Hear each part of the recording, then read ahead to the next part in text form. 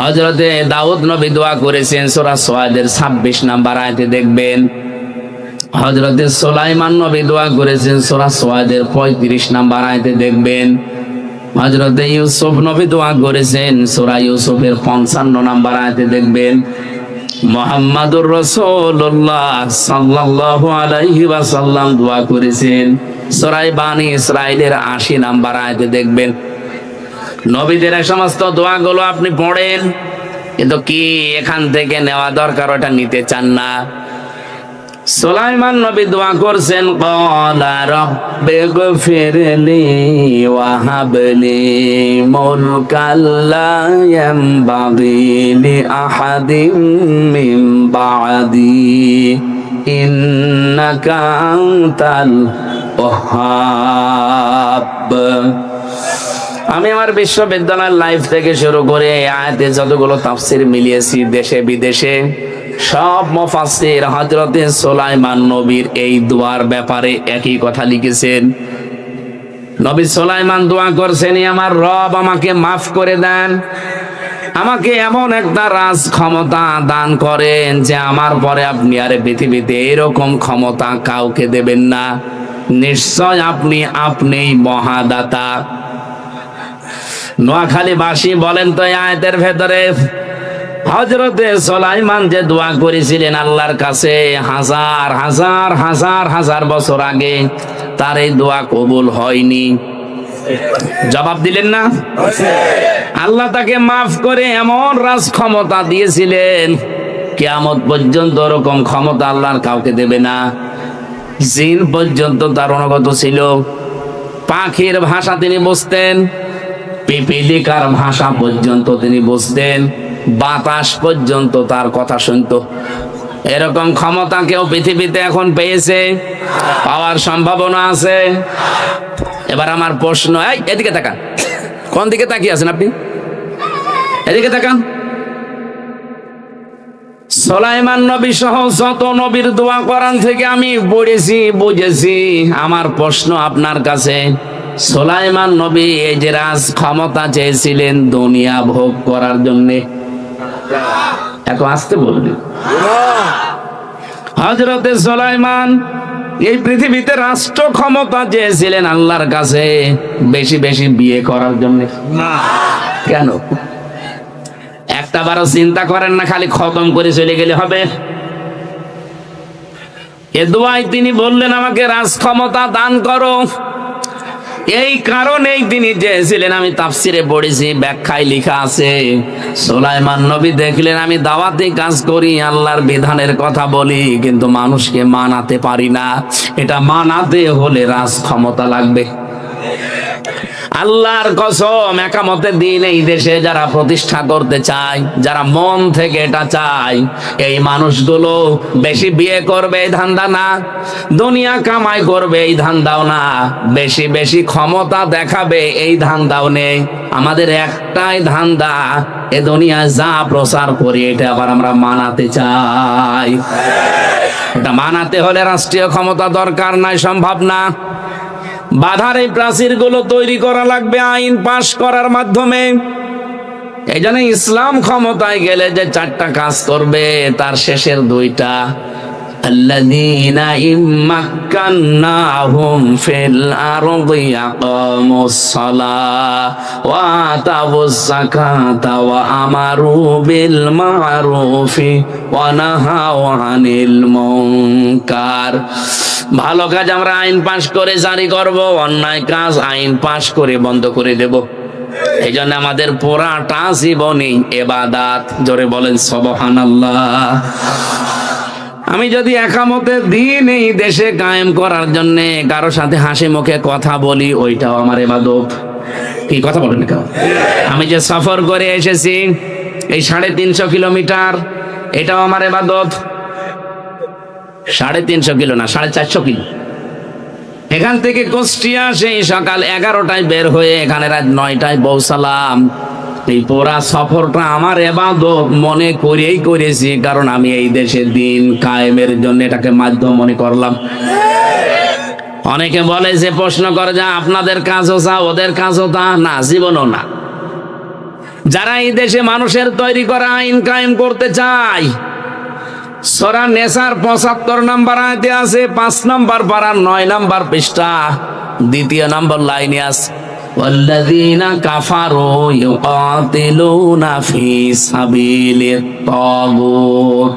যারা কাফের তারাও লড়াই সংগ্রাম করে, তারাও মিছিল মিটিং করে, তারাও দল করে, তারাও এরকম অনুষ্ঠান করে, কিন্তু তারা তাগুতের রাস্তায়, শয়তানের রাস্তায় করে। আর শয়তানের রাস্তায় হচ্ছে মানুষের তৈরি করা আইন কানুন জমিনে প্রতিষ্ঠিত করার জন্য কাজ করা। কিন্তু আমাদের ঈমান যাদের আছে, আমরাও এই কাজগুলোই হাতে নিয়েছি, আমরা এগুলোই করি, কিন্তু রাস্তাটা ভিন্ন। আল্লাযীনা আমানু ইউকাতিলুনা ফি সাবিলিল্লাহ। আল্লাহ বলেন যারা ঈমান এনেছে এই মানুষগুলো লড়াই সংগ্রাম করবে, এরাও মিছিল মিটিং করবে, এরাও দল করবে, এরাও ভোট করবে, কিন্তু এদের রাস্তা হবে আল্লাহর রাস্তায়। প্রশ্ন আসতে পারে ভোট শব্দটা কোথায়, কোনো জায়গায় তো পাওয়া যায় না। হ্যাঁ পাওয়া যায়, আপনি পাননি তাই। সূরা নিসার ৫৮ নম্বর আয়াতটা দেখবেন বাড়িতে, ৫ নম্বর পারার ৬ নম্বর পৃষ্ঠা ৫ নম্বর লাইনে আছে, ইন্নাল্লাহা ইয়া'মুরুকুম আন তু'আদ্দুল আমানাতি ইলা আহলিহা।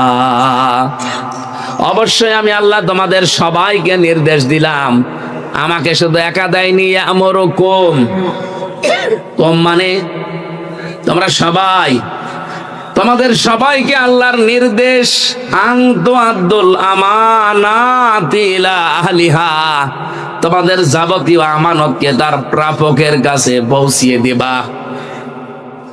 এখানে মারেফুল কোরআন তাফসিরে পাবেন, আল্লামা শফি রহমতুল্লাহ আলাইহি তাফসির করতে গিয়ে এই আমানাত বহু বচনের ব্যাখ্যায় তিনি 5টি অর্থ লিখেছেন। এখানে আমানত মানে আপনার কাছে যেটা রেখে গেছে এইটা ফেরত দেওয়া, সে টাকা হোক, পয়সা হোক, কোন সম্পদ হোক, এমনকি আপনি রায় দেন, ভোট দেন, সাক্ষী দেন, এইটাও আমানত। এমনকি আপনার কাছে যে কথা বললাম যে এটা বাইরে বলবেন না, এইটাও আমানত। তাহলে ভোট যদি আমানত না হয়, ওখানে ভয়কার ট বাংলায় লেখা আছে, আপনি তাফসিরটা নিয়ে আসেন। এ কথা শুনলে অনেকে বলে হ্যাঁ গণতন্ত্র। আরে ভাই, এই দেশে ইসলাম এখন কায়েম করার জন্য যতগুলো পদ্ধতি আছে, এই পদ্ধতি ছাড়া কোনোটা এখন অ্যাপ্লাই করা সম্ভব না। আফগানিস্তানের মতো আমাদের দেশে এত পাহাড় আছে, আপনি লুকিয়ে থাকবেন কোথায়? তাদের 40 বছর রাশিয়া আমেরিকা মিলে বম্বিং করে কিছুই করতে পারেনি। আমাদের তো 40 বছর লাগবে না, 40 সেকেন্ডে তামা বানিয়ে ফেলবে। আবেগ নিয়ে চললেই হবে পাগলদের মতো। বাস্তবতা বোঝেন। বাংলাদেশ জামাতে ইসলামী খুলনা থেকে কৃষ্ণ নন্দী নামে এক ভদ্রলোক হিন্দু, তাকে নমিনেশন দিয়েছে। এর জন্য তোলপাড় চলছে সারা দেশে। অনেক নামধারী মুসলমান যারা পোশাক করে পানি নেয় না, তারা পর্যন্ত ফতোয়াবাজি করছে, ইসলাম কায়েম করতে চায়, আর হিন্দুরে নমিনেশন দিয়েছে। বাস্তবতা বোঝেন আপনি? দাদা বাবুরা এতদিন বিশ্বের মডলদেরকে এই দেশ নিয়ে দেখাতো যে মুসলমানদের হাতে হিন্দুরা নিরাপদ না, এদেরকে কোনো অধিকার দেওয়া হয় না। এখন দেখেন ওদের একজনকে নমিনেশন দিয়ে ওদের মুখ সব তালাবদ্ধ হয়ে গেছে। এখন আর বিশ্বের মডলদের কাছে মত না, কি আন্দাজে মিথ্যা কথা বলো? ওরা তো নিজেরা হিন্দুদেরকে নমিনেশন দিয়ে সামনে নিয়ে এসেছে। সবচাইতে বড় বিষয়, এদেশে 92% আমরা মুসলমান, 8% অন্যান্য ধর্মের লোকরা আছে, তার ভেতরে 6.5% প্রায় হিন্দু। তারা যে বিশাল জনগোষ্ঠী এই দেশে বাস করে, তাদের একজন প্রতিনিধি লাগবে না সংসদে, একজন কথা বলার লোক লাগবে না? খুলনার দাকব থেকে যে লোকটাকে দিল, ওই জায়গায় 100 জনের প্রায় 52%-এরও উপরে হিন্দু। সেখানে মুসলমান দিলে জীবনে পাশও করবে না, কারণ জাতি ভাইয়ের একটা টান থাকে না। এই লোকটা তাদের ধর্মীয় কথাবার্তা গুলো, তাদের ধর্ম সম্পর্কে সংসদে যদি নাই বলে তাদের অধিকারের, তো ওখানে তার আমি ওইভাবে বলতে পারবো না, কারণ 12 মাসে 13 পূজা, 33 কোটি দেবতা, ও ছাতা তো আমি নামও জানি না, আমি বলবো কি করে? 33 কোটি দেবতা আপনি নাম জানেন? জীবনে তো আপনাকে বলতে বললে পারবে? এই জন্যে বাস্তবতা নিয়ে কাজ করা লাগবে। যারা এই ভোট শব্দটা শোনার পরে উল্টাপাল্টা মন্তব্য করেন, আমি তাদের জন্য এই শব্দটা একটু দলিল সহ বললাম। এখন যদি মারেফল কোরআন কেউ বিশ্বাস না করে, এই দোষ আমার না আল্লাহ? বলেন। এটাতে আমি তাফসির থেকে কোট করে বললাম, আমার কোনো দোষ নেই, আমি শুধু অ্যাডভার্টাইজ করেছি। সম্মানিত নোয়াখালীবাসী, আমরা যে কথা বলতে চাচ্ছিলাম, সৎ কাজে আদেশ দেওয়া এখনো পর্যন্ত আমাদের দ্বারা সম্ভব না। অন্যায় কাজে বাধা দেওয়ার মতো পরিবেশ আমরা এখনো বানাতে পারিনি। সুতরাং আমরা 6 নাম্বার তুমিনুনা বিল্লাহ, আল্লাহর প্রতি ঈমান আনা, ওই রকম একটা শব্দ নিয়ে আজকের আমার তেলাওয়াতকৃত আয়াত আমরা কোরআনে কারীম থেকে কিছু কথা বলতে চাই তাফসীর আকারে। আপনারা শুনবেন তো ইনশাআল্লাহ? মঞ্চে বসা আছেন সম্মানিত উলামায়ে কেরাম, বিশেষ করে এই আসনের জন্য বাংলাদেশ জামাত ইসলামী থেকে যিনি নমিনি অধ্যক্ষ বেলায়েত হোসেন, ইসলামিক চিন্তাবিদ, শিক্ষাবিদ, রাজনীতিবিদ, আল্লাহ রাব্বুল আলামিন তার গোলামকে সফলতার সর্বীম, যাদেরকে বলা হয়েছে যে কোরআন শোনানো হবে, নোয়াখালী জেলার কোম্পানিগঞ্জের মোসাফর কথা বলতে আসবে, অমক অমক আলোচক নাম পর্যন্ত প্রচার করেছে। হে নবী, আপনি দেখবেন অনেক মানুষ অহংকার করে তারা জায়গায় বসে আছে, আসে নাই। সুম্মা ইউসিরু মুস্তাকবিরান, তারা অহংকার করে নিজেদের জায়গায় বসে আছে। কাল্লাম ইয়াসমাহা, মনে হয় তারা আওয়াজ শুনেই নাই। আল্লাহর কথা কত বাস্তব, যদি পরীক্ষা করতে চান বিভিন্ন দোকানে যেয়ে দেখেন এখনো পর্যন্ত আমার নামে গীবত হচ্ছে।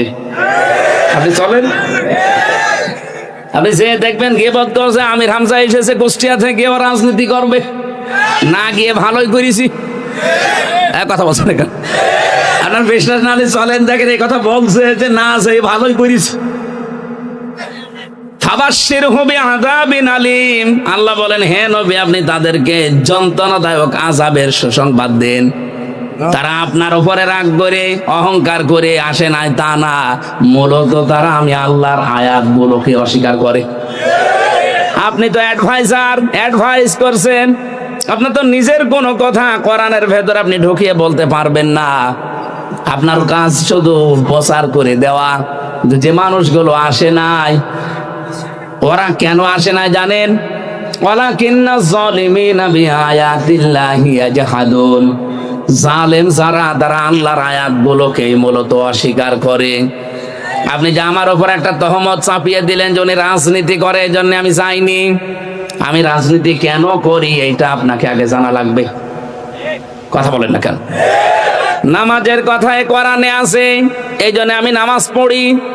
আল্লাহর কসম, কোরআনে যদি নামাজের কথা না থাকতো আমি নিজে জীবনেও নামাজ পড়তাম না, আর নামাজের জন্য কোনোদিন বলতামও না। রোজার কথা কোরআনে আছে, এই জন্য আমি রোজা রাখি। সারা পৃথিবীর কেউ যদি রোজা না রাখে, আল্লাহর কসম কোরআন হাতে নিয়ে বলছে আমি একা হলেও রোজা রাখতাম। কথা বলেন না কেন? তাম পৃথিবীর কেউ যদি রাজনীতি না করে, কোরআনে যেহেতু রাজনীতি করা লাগবে কথা আছে, এই জন্য আমি একা হলেও এই দেশে রাজনীতি করতাম। এতদিন হয়তো বুঝি নাই ওইভাবে, এই জন্য আনঅ্যাক্টিভ ছিলাম। এখন বুঝেছি আলালাহুল খালকু ওয়াল আমরু, এ জমিন যার, বিধান চালানো লাগবে তার। এই জন্য চেষ্টা করে যাচ্ছি, যতদিন বিধান কায়েম না হয় কোনো বসার সিস্টেম আমাদের নেই। নামাজের কথা 82 জায়গায় ডাইরেক্ট পেয়েছি কায়েম করা, আর পড়ার কথা পেয়েছি মাত্র এক জায়গায়, ফাসল্লিলি। রোজার কথা মাত্র এক জায়গায় পেয়েছি, হজের কথা এক জায়গায় পেয়েছি। এই পৃথিবী চলবে আল্লাহর বিধান দিয়ে, কথা কোরআনে ডাইরেক্ট ইনডাইরেক্ট পেয়েছি 918 জায়গায়। এই জন্য কেউ যদি নোয়াখালীতে কোরআন দিয়ে রাজনীতি না করেন, রাজনৈতিক কোরআনের কথা কেউ যদি না শুনতে চান, আমি একা হলেও বকবক করব। কথা বলেন না কেন? আমার ভাইরা যারা আসেন নাই, সুতরাং তারা কি তহমত দিলেন? এই যে রাগ করে নিজেদের জায়গায় যারা অহংকার নিয়ে বসে আছেন, মনে হয় যে আপনি শুনতেই পাননি, অথচ আপনি শুনেছেন। 3 দিন ধরে বলেছে এরা মাইকিং করছে, পোস্টারিং করেছে, 15-20 কিলোমিটার ছড়িয়ে দিয়েছে পোস্টার। এমনকি এই পোস্টার আমি কুষ্টিয়া থেকে পেয়েছি ইন্টারনেটে। এত দূর পর্যন্ত পৌঁছিয়েছে। এখানে আসলে এরকম ময়দান 5টা লাগতো, আসলেন না আপনি কোন অহংকারে, কোন সোতানা তার সামনে, কোন ইস্যু তৈরি করে আসলেন না? কি জবাব দেবেন বলেন তো আল্লাহর সামনে? আমি এসেছি বলার জন্য, যা জানি ইনশাআল্লাহ ওই আয়াতের উপরে মেসেজ করে বলবো। তা আপনি আসলেন না, যা করে আপনি কিন্তু ভালো করেননি। সুতরাং এখনো যাদের কানে আওয়াজ যাচ্ছে, ওই যে আসতেছে, আসেন আসেন, এরা মনে হয় এই ওয়াজ শুনে চলে আসতেছে। আলহামদুলিল্লাহ। নবীজি কোরআন শুধু আপনাদের সামনে না, মানুষের সামনে না, আল্লাহ পাক বলেন আমি জিনদের একটা দলকে আকৃষ্ট করে দিয়েছিলাম নবীর কণ্ঠে কোরআন শুনতে। ওয়াইদে সরফনা ইলাইকা নাফারুম মিনাল জিন্নি ইয়াসতামিউনাল কুরআন ফালাম্মা হাদারুহু ক্বালু আনসিতু ফালাম্মা কুযিয়া ওয়াল্লাউ ইলা কওমিহিম মুনযিরিন। বলেন আল্লাহু আকবার। ধারণ করেন ওই সময়ের কথা, এটা সূরা আহকাফের 29 নম্বর আয়াতে আছে। যখন আমি আল্লাহ নিজে, এখানে সরফ না, ফাইল আল্লাহ নিজে কর্তা, আমি আল্লাহ নিজে অনুগত করে দিয়েছি, আকৃষ্ট করে দিয়েছি, আমি আল্লাহ নিজে আকৃষ্ট করে দিলাম জিনদের একটা দলকে আপনার কাছে বা আপনার দিকে। ইসতামিউনাল কুরআন, তারা কোরআন শুনছিল। ফালাম্মা হাদারুহু, যখন উপস্থিত হয়েছে আপনার সামনে, ক্বালু আনসিতু, তারা একে অন্যকে বলা বলে আরম্ভ করেছে চুপ করো। কারণ কোরআন আরম্ভ হলে চুপ থাকা এবং শোনা দুইটাই ফরজ। কথা বলেন না কেন? সুতরাং আপনারা চুপ আছেন, চুপ আছেন আপনারা? জিনরা বলছে ক্বালু আনসিতু, চুপ করেন সবাই, কোরআন তেলাওয়াত আরম্ভ হয়েছে, চুপ। ফালাম্মা কুযিয়া ওয়াল্লাউ ইলা কওমিহিম মুনযিরিন, অতঃপর যখন শেষ হয়ে গেল তেলাওয়াত, ওরা তখন ফিরে গেল নিজের জাতির লোকদের কাছে সতর্ককারী রূপে। নবীজি বলেন কোরআন আমি যখন জিনদের সামনে পড়ছিলাম, তেলাওয়াত শেষ হওয়ার পরে জিনেরা বলে উঠেছে ফাকালু ইন্না সামি'না কুরআনান আজাবা, আমরা আশ্চর্য কোরআন শুনেছি। এ কথা বলছে কারা আপনি জানেন? যাদের বয়স 1500 বছর, 2000 বছর, 5000 বছর, এইরকম জিনরা এই কথাগুলো শোনার পরে যারা তাওরাত শুনেছে, জাবুর শুনেছে, ইনজিল শুনেছে, হযরতে দাউদ নবীর কণ্ঠে ইনজিল শুনলে পাখি পর্যন্ত ওড়া বন্ধ করে দিত, নদীর মাছ পর্যন্ত চলে আসতো ডাঙ্গায়। সেই জিনেরা ইনজিল শরীফ, তাওরাত, এমনকি জাবুর শুনেছে যারা, তারা কোরআন নবীর মুখে শুনিয়া আশ্চর্য বোধ করেছে। আমার বলার বিষয় এইটা না, শুধু জিনেরা আশ্চর্য হয়ে গেছে তা না, তারা বলছে ইয়াহদি ইলার রুশদি ফামান্না বি ওয়ালান নুশরিকা বিরাব্বিনা আহাদা। আমরা কোরআন শোনার পরে কোরআন আমাদেরকে পথ দেখিয়ে দিয়েছে হেদায়েতের, আমরা ঈমান এনে ফেলেছি, ঈমান আনবো না, ঈমান এনেছি। ফাআমান্না বি, আমরা অলরেডি ঈমান এনে ফেলেছি। এমন ঈমান আনলাম যে ঝড় আসলে আমাদের ঈমান লিভে যাবে, নষ্ট হয়ে যাবে, তা না। ওয়ালান নুশরিকা বিরাব্বিনা আহাদা, নুশরিকা মোজারে, বর্তমান ভবিষ্যৎ, প্রেজেন্ট ফিউচার, এর আগে লান দিয়েছে। জিনেরা বলছে জীবনে কোনদিন এই আল্লাহর সাথে আর শরীক করছি না, করব না। বলেন আল্লাহু আকবার। নোয়াখালীবাসী শিক্ষিত মানুষ আপনারা বলেন তো, জিনেরা কোরআন শুনেছিল কয়দিন? মাত্র কয়েক মিনিট। কয়েক মিনিট কোরআনে কারীম শোনার পরে তাদের হেদায়েতের পথ কোরআন দেখিয়ে দিয়েছে, তারা ঈমান এনেছে এবং সিদ্ধান্ত নিয়েছে জীবনে কোনোদিন আল্লাহর সাথে শিরিক করব না। আর আমরা সে জন্মের পর থেকে কোরআন শুনছি, আমাদের আজ পর্যন্ত হেদায়েতের পথ কোরআন আমাদের দেখিয়ে দিল না, তার মানে কোরআন থেকে হেদায়েত আমরা নিতে পারিনি। এখনো আমরা ঈমান যা এনেছি, ঈমানের ভেতরে এখনো বেদাত, এখনো শিরিক ভরপুর। কথা বলেন ঠিক কিনা? অথচ যে রজব মাসের আজকে 24 তারিখ, আর মাত্র 3 দিন পরে এই ধলির ধরা থেকে বিশ্বনবীকে আল্লাহ নিয়ে গিয়েছিলেন তার কাছে। প্রথম আসমান, দ্বিতীয় আসমান, তৃতীয় আসমান শেষ করে করে একেবারে আরশ মহল্লা। 27 বছরের একটা সফর, 27টা বছর আল্লাহ পাক তাকে সফর করিয়েছেন। লিনুরিয়াহু মিন আয়াতিনা, যত নিদর্শন দেখানোর আল্লাহ সব তাকে দেখিয়েছেন। আল্লাহ রাব্বুল আলামিন বলেন, 3টা জিনিস আমার নবীকে আমি ওই দিন হাদিয়া দিয়েছি, আর 14টা জিনিস এই 27 বছরে বসিয়ে বসিয়ে শিখিয়েছি। অশান্ত পৃথিবীকে শান্ত করার জন্যই 3টা হাদিয়া খুব দরকার, আর ওই 14টা কর্মসূচি অ্যাপ্লাই করা খুবই জরুরি। বাংলাদেশ যেহেতু এখন অশান্ত করার অনেকে চেষ্টায় আছে, এবং এখনো আমরা শান্তিতে নেই, আছি। আরো জোরে বলে। 2 দিন আগে আমার কুষ্টিয়ার জেলা স্কুলের সামনে দিনের বেলা আমার সামনে একজনকে কুপিয়ে মেরে ফেললো, সঙ্গে সঙ্গে শেষ। ওই দিন ঢাকাতেও একটা মেরেছে কুপিয়ে।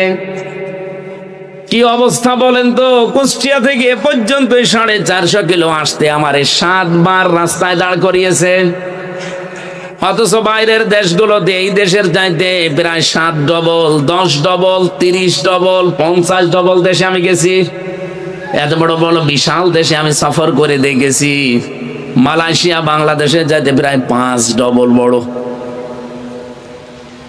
এদেশের এই মাথা থেকেও মাথা মাত্র 1150 কিলোমিটার। মালয়েশিয়া এক একটা প্রদেশের চাইতে বড়। আমি প্রতিদিন প্রায় 1500 কিলো, 2000 কিলো রান করতাম প্রতিদিন। রাত নেই, দিন নেই, কোনো ভয় নেই আমাদের ভেতরে। ড্রাইভার আমারে বলছে, ঘুমিয়ে যান, রাত 2টা বাজে, সামনে কেউ আসবে না আল্লাহ ছাড়া। অথচ 150 কিলোমিটার পরে কিছু বাড়ি ঘর, কিছু দোকান পাওয়া যায়। মরুভূমি, পাথর, পাহাড় আর পাম গাছ। সৌদি আরব বাংলাদেশের চাইতে 14 ডবল বড়। বাকি অন্যান্য অমুসলিম দেশগুলোর কথা বললাম না, কারণ ওগুলোতে যেহেতু আইন আছে এবং প্রয়োগ আছে তাদের বানানো। ইসলামী আইন যেগুলোতে হালকা আছে সেগুলোর কথা বলছি। এত বড় বড় বিশাল দেশে সফর করে আমার মনের ভেতরে কোনো ভয়, কোনো টেনশন, কোনো চিন্তাও আসে নাই। এই মাত্র 450 কিলোমিটার আসতে আমার 7 জায়গায় অলরেডি আজকে ধরেছে। এখন যেটি আমার মনে হয় কমপক্ষে 10 জায়গায় ধরবে। প্রশাসন ধরলে তো তাও সালাম কালাম দিয়ে ছেড়ে দেবে, কিন্তু ওর বাইরে আর একটা দল আছে, ওরা যদি ধরে সব আল্লাহ রাস্তায় নিয়ে নেবে। সেদিন পাবনা থেকে যাচ্ছিলাম, ওই লালন ব্রিজ পার হয়েই দেখি গাছ ফেলা। ড্রাইভার আমারে বলছে, হুজুর ওঠেন, ডাকাত পড়িয়েছে, কাঁচ খুলে দেন। কাঁচ খুলে দিয়ে দেখি মুখ বাঁধা, কালো কাপড় দিয়ে, আর হাতে বাবাজি বড় বড়। আমারে তোরা দেখে চিনে ফেলেছে, কারণ আমরা তো শয়তানও চেনে। আমি টাকা পয়সা ওদের ছুরি দেখি আগেই যা পেয়েছি, বলছি এই নেন, তাড়াতাড়ি গাছ সরিয়ে দেন। আমার দিকে তাকিয়ে বলছে, হুজুর আপনার টাকাও নেব, আল্লাহ মাফ করবে। আরে শয়তান, তাড়াতাড়ি দেন। কতগুলো মানুষের হাতে কপ দিয়ে হাত কেটে দিস, টাকা লাগে। আর আমারে বলছে আপনার টাকাও নেব, আল্লাহ মাফ করবে। টাকা নিয়ে আগে গাছ তুলে দিন, আমি চলে যাই। কিছু নেওয়ার পরে আমারে বলছে বাড়ি চলে যাবেন, ভাড়া লাগবে না, তেল কিনবেন না, কিছুই তো নেই, সব দিয়ে দিয়েছি। ওখান থেকে কয়েকশো টাকা, কয়েক হাজার টাকা আমারে বের করে বলছে তেল কিনে বাড়ি যান। ড্রাইভার আমারে যাওয়ার সময় বলছিল, হুজুর ডাকাত হলো, ইমানদার ডাকাত, আমাদের টাকা দিয়ে দিল। এখন নিরাপত্তা বোধ করছি না। এই অশান্ত বাংলাদেশকে এই রজব মাসে আমি কোরআন সামনে নিয়ে কসম করে বলতে পারি, যদি শান্ত করতে হয় এই 14টা কর্মসূচি এই রজব মাসে বাংলাদেশে অ্যাপ্লাই করা লাগবে। আর যে 3টা হাদিয়া পেয়েছিলেন নবীজি, ওই 3টা হাদিয়া আমাদেরও পাওয়া লাগবে। দেখেন তো আমরা পেয়েছি কিনা। আপনারা শুনতেছেন নাকি বেশি হয়ে গেল সময়? ওরে বাবা, 11টা বেজে গেছে। আমার ভাইরা, সর্বপ্রথম যে হাদিয়া নবীকে দিয়েছিলেন, এ হাদিয়া শুনলে আমি জানি নোয়াখালীর অনেকের না বুঝে রাগ হতে পারে, তারপরও আমি সত্যটা বলবো। 1 নম্বরে বললেন, হে নবী, আপনার উম্মতদেরকে আমি একটা হাদিয়া দিলাম, সবাইকে মাফ করে দিলাম, শুধু শিরিক যারা করে তাদেরকে আমি মাফ করছি না, করব না। কোরআনে কারিমে অনেক জায়গায় আয়াত আছে ডাইরেক্ট। সূরা নিসা 48 নম্বর আয়াত, 116 নম্বর আয়াত, একই কথা আল্লাহ দিয়েছেন, ইন্নাল্লাহা লা ইয়াগফিরু আন ইউশরাকা বিহি ওয়া ইয়াগফিরু মা দুনা যালিকা লিমান ইয়াশা। রব্বুল আলামিন বলেন, সব গুনাহ আমি আল্লাহ ইচ্ছা করলে মাফ করে দিচ্ছি এবং দেব, কিন্তু শুধু শিরিক করলে, এটা যতক্ষণ খাস দিলে তওবা না করবে, ওর কোনো মাপ নেই। অথচ এই কথাটা শুনলে আমার সবচাইতে বেশি ভয় হয় বাংলাদেশ আর ভারতের মুসলমানদেরকে নিয়ে। আমাদের ঈমান আছে আমিও জানি, কিন্তু ঈমানের সাথে আমাদের শিরিক মিশ্রিত। কথা বলেন না কেন? وقدمنا إلى ما عملوا من عمل فجعلناه هباء منثورا। সূরা ফুরকানের 23 নম্বর আয়াতে আছে, কিয়ামতের দিন যদি কেউ শিরিক মিশ্রিত কোনো আমল নিয়ে আল্লাহর কাছে দাঁড়ায়, ওটা ধূলিকণার মতো তার মুখের উপরে নিক্ষেপ করবে। বলেন নাউজুবিল্লাহ। ওই দিন নবীকে আল্লাহ জানিয়েছেন, হে নবী, আপনাকে শুধু এটা না, এই হাদিয়াটা আপনাকে দেইনি। এটা সূরা জুমারের 65 নম্বর আয়াতে পাবেন। যত নবী রাসূল দুনিয়ায় পাঠিয়েছি প্রত্যেকের কাছে আমি এই ওহীটা করেছিলাম, ওয়ালাকাদ উহিয়া ইলাইকা ওয়া ইলাল্লাযীনা মিন ক্বাবলিকা লাইন আশরাকতা লা ইয়াহবাতান্না আমালুকা ওয়া লা তাকুনান্না মিনাল খাসিরিন। সব নবীকে ওহী করেছি যে শিরিক করা যাবে না। এমনকি আপনাকেও আমি এই ওহী করলাম, হে নবী, আপনিও যদি শিরিক করেন আপনার জীবনের যত আমল আখলাক আমি আল্লাহ সব কিন্তু নষ্ট করে দেব, ব্যর্থ করে দেব, আপনি অবশ্যই ক্ষতিগ্রস্তদের অন্তর্ভুক্ত হয়ে যাবেন। বলেন নাউজুবিল্লাহ। নোয়াখালী মাসে এটা রেকর্ড হচ্ছে। আমি সারা বাংলাদেশের সব মুসলমানদেরকে, অন্য ধর্মের যারা আছেন ওই 8% বাদ দিলাম, এই 92% মুসলমানকে আমি আমার নিজের ভাই, নিজের বাবার মতো মনে করে বলছি, শিরিক মিশ্রিত কোনো আমল নিয়ে আল্লাহর কাছে যাওয়া যাবে না। সত্যি করে বলেন, শিরিক আমাদের জীবনে যদি না জেনেও করে থাকেন, জেনে বাদ দিয়ে দেওয়া লাগবে। এর যতগুলো প্রকার আছে, শিরিক বিল জাত আছে, শিরিক বিল সিফাত আছে, শিরিক বিল ইখতিয়ার আছে, শিরিক বিল হুকুক আছে, এরকম 120 প্রকার আছে। এই পৃথিবীর ময়দানে শিরিক এক কথায় জবাবে, আল্লাহ যেটা পারে ওইটা অন্য কেউ পারে, এই বিশ্বাস করার নাম শিরিক। আর শিরিক যারা করে তারা মুশরিক। এই কথা বুঝেছেন? বুঝেছেন কথা? আল্লাহ যেটা পারে ওইটা অন্য কেউ, এমনকি রাসূলুল্লাহ, আরো জোরে বলেন, শুধু আপনার পীর সাহেব পারে। এবার আমি একটা একটা করে কয়েকটা উদাহরণ দেব শুধু শিক্ষা নেওয়ার জন্য। এই এদিকে তাকান, এই ওঠাউঠি করে কারা গো? এই ছেলে, আমারে ওয়াজে বসিয়ে এরা চলে যাচ্ছে, একটা কথা হইল। এদিকে তাকান ভাই। সন্তান দেওয়ার একচ্ছত্র মালিকানা কার? আমরা অনেকেই মনে করি না কোনো বাবা হয়তো হালকা পাতলা পারে। একটা বগুড়ায় অনুষ্ঠান ছিল আমার, একজন এসে বলছে, হুজুরে আপেল পড়িয়ে দিন। আমি তো সূরা ফাতিহার নাস ক্লাস এগুলো পড়ে ফো দিচ্ছি, আমার কানের কাছে মুখ নিয়ে বলছে, হুজুর এমন ভাবে আপেল পড়বেন যেন ছেলে হয়। আপেল ফেলে দিলাম। আমার বসে আপেল কই? ফেলে দিস কেন? আরে ভাই, আপেল পড়া দিয়ে যদি ছেলে হয় তাহলে আমার ম্যাডামের 3টা মেয়ে হইতো না। ম্যাডামরা শুধু আপেল খাওয়াতাম পড়ে পড়ে। কি বিশ্বাস লোকটার দেখেন। যে আমি যখন সূরা ফাতিহা শেষ করে সূরা ফালাক আর নাস পড়ছি, আমার কানে কানে মুখ নিয়ে আস্তে আস্তে বলছে যে আমার মেয়ে আছে তো ছেলে নেই, যেন এমন ভাবে পড়বেন যেন ছেলে হয়। তার মানে ওর বিশ্বাস আমার এই আপেল পড়ার উপরে, আল্লাহর উপরে না। আল্লাহ যেটা পারে ওটা হামজা পারে, হামজার বাবা হালকা পাতলা পারে। হ্যাঁ বলেন, এটা যেমন সহজে বুঝলেন যে না সন্তান দেওয়ার মালিক হামজাও না, হামজার বাবাও না, হামজার পীরও না। এটা শুধুমাত্র পারে কে?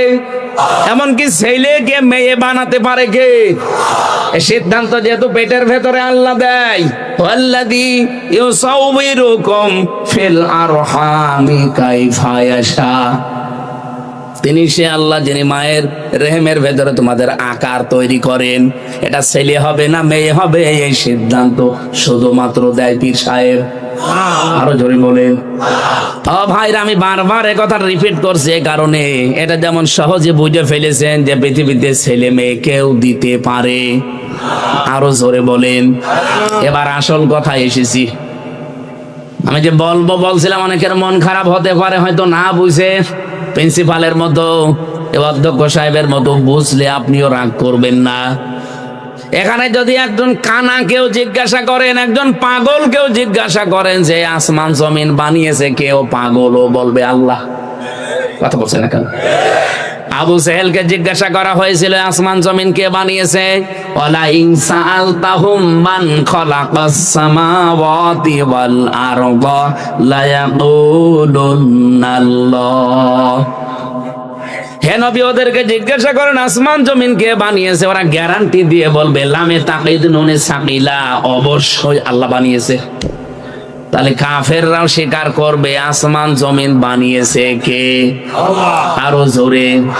আল্লাহ এতটুকু শেষ করে দেননি যে একটা কিছুক্ষণ আগে আপনাদের শুনিয়েছি, আলা লাহুল খালকু ওয়াল আমরু, এই জমিন বানিয়েছে যিনি, বিধান চলবে তার। সুতরাং আল্লাহর এই বানানো জমিনে আল্লাহর বিধান বাদ দিয়ে অন্যের বিধান যারা এই জমিনে কায়েম করতে চাচ্ছেন, আপনি আল্লাহর আইনের সাথে শিরিক করছেন, আপনি মুশরিক, আপনার কোনো মাপ নেই। আপনার জানা যায় কোটি কোটি কোটি কোটি মানুষ হতে পারে, তাম পৃথিবীর মানুষ এসে আপনার জানাজায় হাজির হতে পারে, কিন্তু আপনি মুশরিক। এ জমিন যার, তার আইন বাদ দিয়ে অন্যের আইন যারা এখানে কায়েম করতে চান, আপনি আল্লাহর আইনের সাথে শিরিক করছেন। শিরিক করলে মানুষ যেহেতু মুশরিক হয়ে যায়। আর হাদিয়া যে 3টা দিয়েছেন, তার প্রথম হাদিয়া নবী আপনি উম্মতদেরকে বলবেন আমি কিন্তু মুশরিকদেরকে মাফ করব না। এত বড় বাংলা কথা বলার পরেও যদি কারো রাগ হয়, ওই আফসারির মতো কুকুরে পেশাব করেছে বিবেকের উপরে। এটা বাংলা বলার আমার আর কায়দা নেই। বলেন তো স্যার, এর প্রতি কি বলবো আর? না নাই। এত বড় সহজ ভাষায় বলছে যে আল্লাহর আইনের বাইরে অন্য কোন আইন আপনি কায়েম করতে চাবেন, আপনি মুশরিক। কারণ আপনি আল্লাহর আইনের সাথে শিরিক করছেন। আল্লাহ যেটা পারে ওটা অন্য কেউ পারে না। কারণ আইন তৈরি করতে পৃথিবীর কাউকে আল্লাহ অনুমতি দেয়নি। ইয়াকুলুনা হাল্লানা মিনাল আমরি মিন শাইইন কুল ইন্নাল আমরা কুল্লাহু লিল্লাহ। সূরা আলে ইমরান 4 নাম্বার পারা 9 নাম্বার পৃষ্ঠা 3 নাম্বার লাইনের, এটা 54 নাম্বার আয়াতের মাঝের অংশে আছে। যান এবার দেখে বাড়িছে মিলা, আপনি কি আসলে মুসলমান আছেন না মুশরিক হয়ে মরছেন? আপনি এবার ভেবে চিন্তে দেখেন। এরকম উদাহরণ আমি 120টা দিতে পারতাম, 2টা বললাম। আল্লাহ যেটা পারে ওইটা অন্য কেউ পারে, এই বিশ্বাস করলে সে শিরিক করে। আর শিরিক করলে মানুষ মুশরিক হয়ে যায়। খুব ভালোবাসি নোয়াখালীর মানুষদেরকে ফিরে আসেন। আপনি হয়তো না বুঝে এই কাজগুলো করছেন, এরপরও যদি ফিরে আসতে না চান, আমি তো আর দারোগা পুলিশ না যে পিটিয়ে হেদায়েত করব।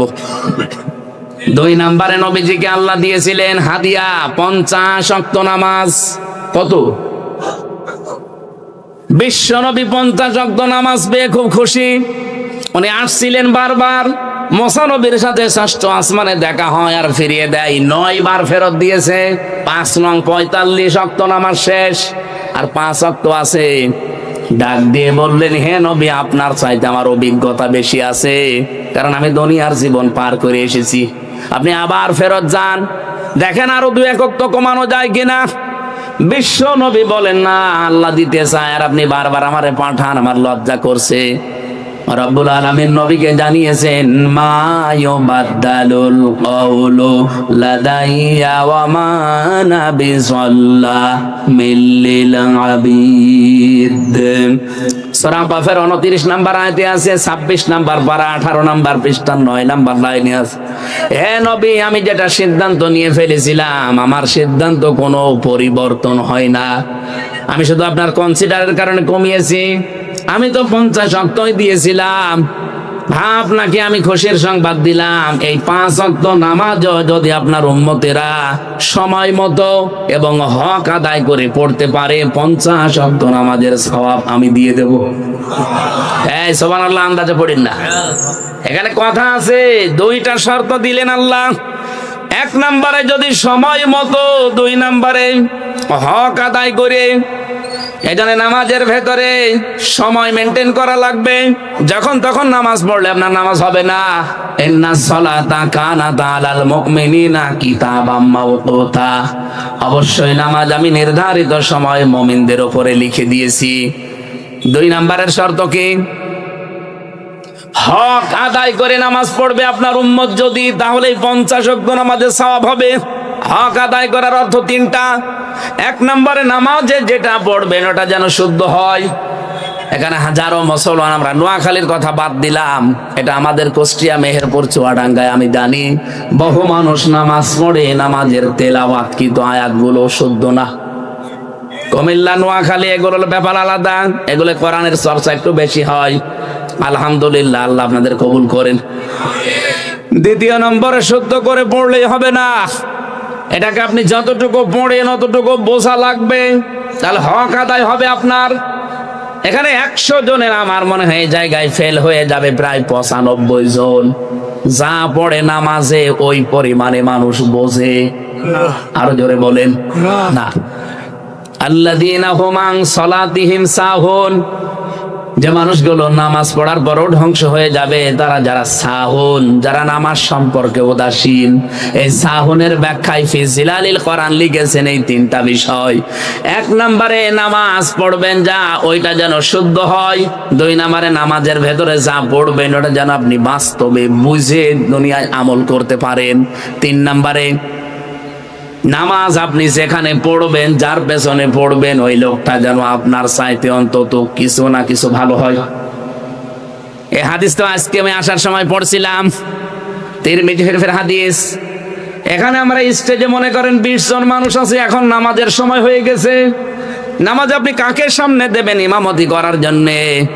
এখানে সব জায়গায় যিনি বয়স্ক আছে এবং নামাজের ব্যাপারে যার মাসলা মাসাইল বেশি জানা আছে, এমনকি যার ভেতরে আল্লাহর তাকওয়া ভয় বেশি, সুন্নাতের পাবন্দি বেশি, সর্বোপরি যার বউ সুন্দরী। আপনি হাসতেছেন কোন কারণে? আমি কি বানালাম স্যার?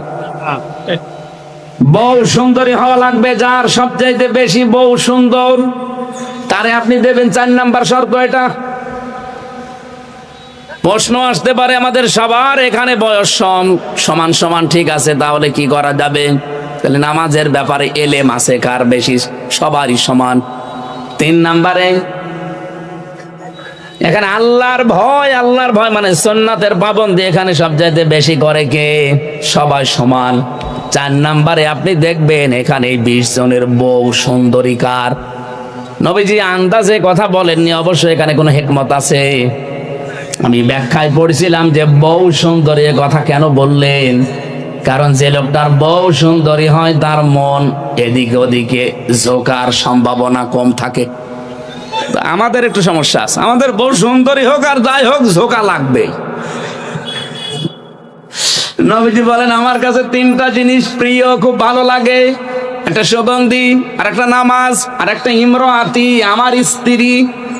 আমাদের কাছেও নামাজ ভালো লাগে, অনেকের সুগন্ধিও ভালো লাগে, ইমরাতি আমাদের স্ত্রীও ভালো লাগে, কিন্তু নিজেরটা বাদ দিয়ে অন্যেরটা। কথা বলে না কেন? এই জন্য তো পরকীয়া প্রেম করে। নাকি এই নোয়াখালী এসব নেই? এই নোয়াখালী সেই জেলা না যেখানে 4 সন্তানের মাও? হ্যাঁ, ও থানাটা মনে হয় কি সুবর্ণচর না কোন থানা যেন। আমি একটা অনুষ্ঠান নিয়েছিলাম, ওখানে যেই গোষ্ঠীর লোকজন ওই কাজ করেছে তারা বলছে ওই হুজুর আসলে ওই হুজুরের খবর। আমি কি মিথ্যা বলেছিলাম? আপনারা কাজ করবেন উল্টা পাল্টা, আবার বলাও যাবে না। এই জন্যই তো ইসলামকে ক্ষমতায় নেওয়া দরকার। কত হাফ প্যান্ট পরা মানুষকে বাইরের দেশে আমি দেখেছি। থাইল্যান্ডে গিয়েছিলাম, কই সেখানে তো কেউ উল্টা পাল্টা নজরেও তাকাচ্ছে না। অনেকে বলে হুজুর জিনিস দেখলে মাথা ঠিক থাকে না। মাথাও ঠিক থাকবে, আপনিও ঠিক থাকবেন যদি আইন থাকে।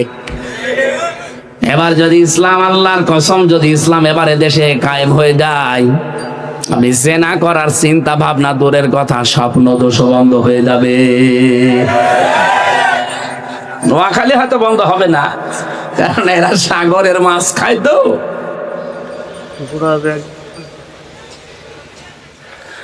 নোয়াখালীবাসী 3 নাম্বার যে শর্ত বললাম, আপনি যার পেছনে নামাজ আদায় করবেন, এই লোকটা আপনি দেখে অবশ্যই ইমামতির জায়গায় দাঁড় করিয়েছেন।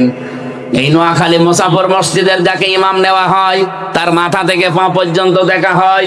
কথা বলে না কেন? এমনকি তার বউ পর্দায় থাকে কিনা তাও দেখা হয়। এত কিছু দেখে লোকটাকে আপনি ইমামতির জায়গায় দাঁড় করান, অথচ বাস্তবতা কি? ওই লোকটার হাতে কোনোদিন এই এলাকার মানুষেরা মসজিদের দান বাক্সর চাবিও দেয় না। আমাদের এলাকার কথা বলছি, দেয় না? এলাকায় দেয়? দেয় না। মসজিদের দান বাক্সর চাবি থাকে ক্যাশিয়ারের কাছে। কয় টাকায় ওঠে? নাই 20,000 টাকায় উঠলো মাসে, সেই টাকাটা একটা বাক্সে তালা মারা, সেটার তালা চাবি রেখে দেয় ক্যাশিয়ার, ইমামের কাছে দেয় না। অথচ যেই লোকটা এবার এমপিতে দাঁড়াবে, তার কাছে কোটি কোটি টাকা বাজেট আসবে যদি সে পাস করতে পারে। আমার তো মনে হয় এই দেশে এবার যারা এমপিতে দাঁড়াবে, তাদের চরিত্র ইমাম সাহেবের চাইতে 100 গুণ ভালো হওয়া লাগবে। নামাজের 3 নাম্বার শিক্ষা যদি নিতে পারি আমরা, এই দেশে কোনো বেনামাজি, কোনো চরিত্রহীন মানুষ সংসদে যেতে পারবে। আপনি নবীজির হাদিয়া তো গ্রহণ করলেন না। আল্লাহ নবী হাদিয়া নিয়ে এসেছিলেন। 5 ওয়াক্ত পড়লে 50 ওয়াক্ত নামাজের সওয়াব এমনি না, এই কারণে পাওয়া যাবে। আসেন আমরা একটু বোঝার চেষ্টা করে নামাজটা আদায় করে। খালি লোক দেখানোর জন্য নামাজ পড়লেই হবে না। ফাসাল্লি লিরাব্বিকা ওয়ানহার, ফাসাল্লি আছে, এরপরে লিরাব্বিকা আছে। আল্লাহ বলেন নামাজ আদায় করো, এবং নামাজটা যেন আল্লাহর জন্য হয়। আল্লাহর জন্য কেউ যদি নামাজ আদায় করতে চায়, এই শর্তগুলো তার ভেতরে পাওয়া যাবে। শুদ্ধ করে পড়বে, যা পড়ে সে বুঝবে, এবং যা বোঝে ওই অনুযায়ী তার প্র্যাকটিক্যাল লাইফ চালাবে। 4 নাম্বারে যতটুকু নামাজের ভেতরে পড়বে, যার পেছনে ইমানটাকে সে যেন নির্বাচিত করে নেয়। আমাদের দেশে আমরা ইমাম নির্বাচিত করি ঠিক, কিন্তু শুধু নামাজের ইমাম, পরিবারের ইমাম লাগে, সমাজের ইমাম লাগে, রাষ্ট্রের ইমাম লাগে। এই ইমামগুলো আমরা নির্বাচনের সময় নামাজের এই হক আদায়ের শিক্ষাটা নেই না। এই জন্য আমাদের সমাজ পরিবর্তন হয় না। রজব মাসে এই হাদিয়া নবীকে আল্লাহ যা দিলেন, আমরা এইভাবে হাদিয়া গ্রহণ করতে পারবো না। আরো জোরে বলেন। 3 নাম্বারে হাদিয়া দিয়েছিলেন সূরা বাকারার শেষের 2টা আয়াত, যেটা আমরা একটা পড়লাম, আমানার রাসূলু বিমা উনজিলা ইলাইহি মির রাব্বিহি ওয়াল মুমিনুন। নবীজিকে আল্লাহ শিখিয়েছিলেন যে ঈমান কি করে আনা লাগে, ঈমান আনার পরে নিজের অপরাধগুলো কি করে মাফ করা লাগে, সেই পদ্ধতি নবীকে আল্লাহ শিখিয়েছেন। 3 নাম্বারে কাফেরদের উপরে বিজয়ী হতে হলে কি কি কর্মসূচি হাতে নেওয়া লাগে, কোন পদ্ধতিতে যাওয়া লাগে, ওইটা আল্লাহ শিখিয়েছেন। এই 2টা আয়াতে এই 3টা বিষয় আছে। আসেন তো আমরা এই তিনটা বিষয় একটু সামনে নিয়ে আসি। ঈমান, যেহেতু তুমিনুনা বিল্লাহ বলেছিলাম যে যারা ঈমান আনবে আল্লাহর প্রতি, রাসূলুল্লাহকে আল্লাহ ডাক দিয়ে বললেন আমানার রাসূল, ঈমান এনেছে রাসূল। আমানার রাসূল বিমা উনজিলা ইলাইহি মির রাব্বিহি, যা তার রব তাকে দিয়েছে বা তার উপরে নাজিল করা হয়েছে। অল মুমিনুন, এবং পৃথিবীতে যারা মুমিন বলে দাবি করে তারাও ঈমান এইটার উপরে আনবে। আমরা যদি ঈমানদার হতে চাই, আমাদের রবের পক্ষ থেকে যেটা আমাদের উপরে নাজিল হয়েছে তার নাম কি বলেন তো? আরো জোরে বলেন। এটার উপরে ঈমান আনা লাগবে। প্রশ্ন আসতে পারে ঈমান তোমার আছে না? এই আয়াতের জবাব দিয়েছেন আমার আল্লাহ সূরা নিসা 61 নম্বর আয়াতে, ওয়াইদা কিলা লাহুম তাআলাউ ইলা মা আনজালাল্লাহু ওয়া ইলার রাসূলি রাআইতাল মুনাফিকিনা ইয়াসুদ্দুনা আনকা সুদুদা। নবী, আপনি যখন ওদেরকে বলবেন যে আসো আল্লাহর বিধানের দিকে, আল্লাহ যা নাজিল করেছে, রাসূলের আদর্শের দিকে, আপনি দেখবেন বহু মানুষ আছে আস্তে করে আপনার কাছ থেকে পেছন ফিরে কেটে পড়ছে। ওই যে কেটে পড়ছে, দেখেন আয়াতটা কত বাস্তব যে কেটেছে। এই যে আরেকটা চলে যাচ্ছে, এগুলো টাটকা নির্ভেজাল মুনাফিক। যান এবার যান, যান এবার যান, আপনার পোশাক লাগুক আর কি লাগুক, যান এবার। আল্লাহর বিধান এই জমিনে কায়েম করে আসো রাসূলের আদর্শ দিয়ে, তখন দেখবেন আস্তে করে মানুষ কিছু চলে যায়। তারা বলে কোরআন আল্লাহ নাজিল করেছে, এটা আমরা বিশ্বাস করি। আলাম তারা ইলাল্লাযিনা ইয়াজউমুনা আন্নাহুম আমানু উনজিলা ইলাইহিম মির রাব্বিহি, আলাম তারা ইলাল্লাযিনা ইয়াজউমুনা আন্নাহুম আমানু বিমা উনজিলা ইলাইহিম।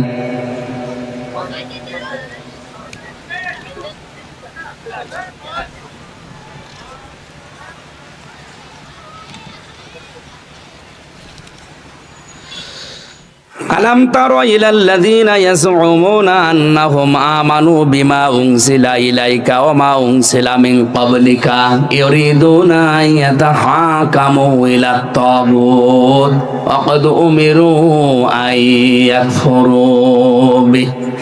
সূরা নিসার 60 নম্বর আয়াতে আল্লাহ মনে হচ্ছে এভাবে দেখিয়ে দিচ্ছে আঙ্গুল দিয়ে, আলাম তারা। তারা শব্দের শাব্দিক অর্থ এই চোখ দিয়ে দেখা, আর নাজারা মানে গবেষণা করে দেখা। আল্লাহ বলেন, হে নবী, আপনি কি চোখ দিয়ে দেখতে পান ওই মানুষগুলোকে যারা বলে যে আল্লাহ যা নাজিল করেছে?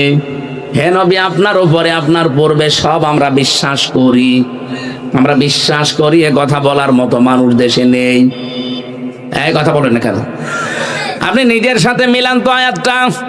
ইউরিদুনা আইয়াতাহাকামু ইলাত তাগুত, কিন্তু যখন তারা বিচার ফায়সালা চায়, এ জমিন কিভাবে চলবে, বিচার আচার কিভাবে চলবে, তখন হে নবী আপনি দেখবেন ওরা দৌড়িয়ে তাগুতের দিকে ছুটতেছে। তার মানে মানুষের তৈরি করা নিয়ম নীতির দিকে দৌড়িয়ে যাচ্ছে।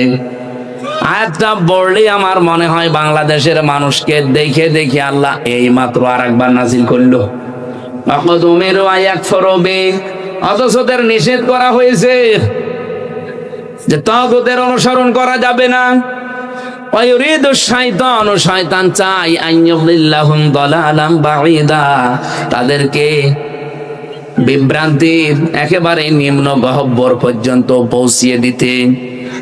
নোয়াখালীবাসী কোরআনের আয়াতগুলো পড়লে যেহেতু মানুষের হেদায়েত পাওয়ার সম্ভাবনা বেশি, এজন্য কোরআনের আয়াত দিয়ে আপনাদেরকে এই কথাগুলো শোনালাম।